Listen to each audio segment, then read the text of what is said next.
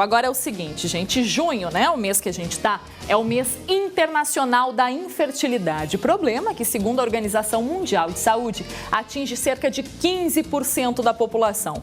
Por isso, hoje, com muito prazer, a gente recebe aqui o especialista em reprodução humana, Dr. Salomão, que já está aqui comigo. Boa tarde, Dr. Salomão, seja bem-vindo. Tenho certeza que muito homem e muita mulher que estão nos assistindo, né, Dr. Salomão, estão aí cheio de dúvidas sobre isso. Então, começo perguntando o seguinte para o senhor. O senhor já me adiantava antes, num bate-papo, gente, que a gente tinha, que o homem é muito mais difícil de diagnosticar o problema da infertilidade justamente porque não procura muito, né, doutor Salomão? Boa tarde. Boa tarde. Nós temos que imaginar que hoje nós estamos em termos de 15% a 20% da população, no geral, com problemas de infertilidade. Muita gente, né, doutor? Apesar de não ser uma patologia de causa física, que traz alteração física, ela traz repercussões psíquicas e de frustrações que são irreversíveis muitas vezes. E o que mais é importante, que nem se comentou, é que a mesma taxa quase de infertilidade masculina é da infertilidade feminina. E a menina, por exemplo, quando tem um sangramento ao redor da sua puberdade, 12 anos, a mãe leva correndo a menina no ginecologista e fala assim: pelo amor de Deus, doutor, eu quero ter um neto, cuida dela. O homem, ninguém dá bola para o homem. O homem não... O homem também é cultural. Ele tinha que fazer um espermograma preventivo ao redor dos seus 18, 20 anos. Porque, por exemplo, câncer de testículo acontece mais ao redor dos 20 anos.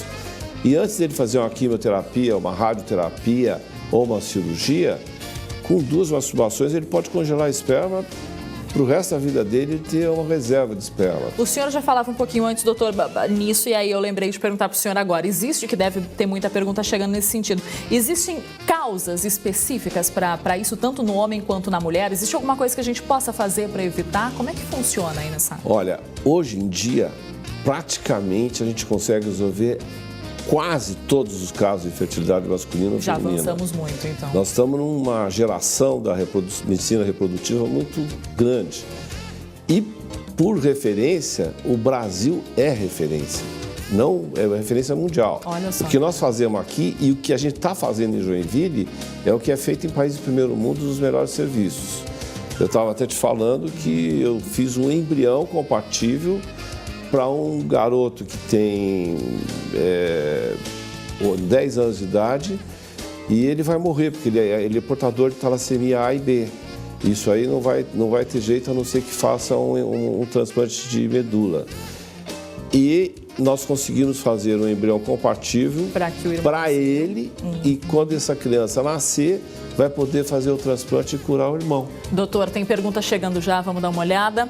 Alene, doutor, tem idade certa para fazer inseminação? Boa pergunta, Alene, obrigada. Então, vamos raciocinar. Quando é que a mulher tem que procurar qual é a hora que ela procura um médico especialista em infertilidade?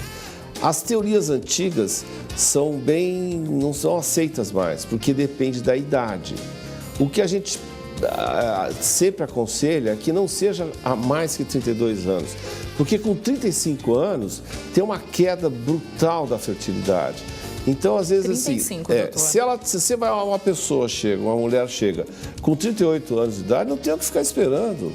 Ela tem que engravidar. Às vezes, essa mulher, ela está tendo relações com o marido há 8 anos e não engravidou, e às vezes o generalista está cuidando dela, dando indutor de ovulação. Não, tem que passar a mão, passar a bola para frente para um especialista para ver qual é a causa. Pode ser a causa masculina associada à feminina, pode ser que a inseminação intrauterina seja a indicação ou outro problema.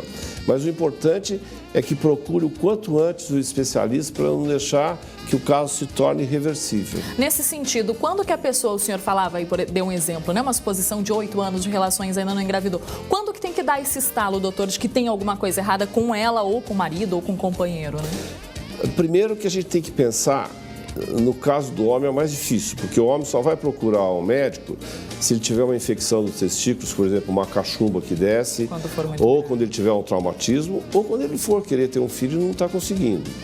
Na mulher, tem os grandes problemas ovulatórios. Aquela menina que não menstrua direito, que falha a menstruação, que atrasa a menstruação, que tem pelos grossos no rosto, que tem pelo ao redor da areola mamária, que tem uma linha de pelo na linha mediana, abaixo do umbigo. Então, que tenha muita espinha, quer dizer, pensar que essa menina pode ser portadora de ovário policístico, que tem um problema ovulatório muito grande. Aquelas que apresentam dores cólicas muito fortes, dor na relação sexual, pensar em endometriose. São duas causas muito fortes em termos de reprodução humana. Mas é muito interessante, aquela que está tendo relações há um certo tempo, não precisa, e dependendo da idade, procure um especialista. Não fica com o ginecologista generalista. Tem que procurar o ginecologista especialista em infertilidade. Perfeito, doutor. Muito obrigada. Pena que passa correndo também, a mesma coisa que eu disse para o doutor Tiago, mas eu acho que a gente já conseguiu ajudar bastante gente. A gente volta com certeza a falar sobre isso. Obrigada pela sua presença, viu? Obrigado a vocês pela oportunidade. Muito boa tarde. Até uma próxima. Tá bom. E é aí, então, nesse meio desse bate-papo, né, com o doutor ainda aqui comigo, que a gente encerra, então, o Ver Mais de hoje, né, doutor? Juntos, a gente volta a se encontrar amanhã a partir das 2h05 da tarde com muito mais informação e a sua participação, claro, como sempre. Beijão para todo mundo e até amanhã.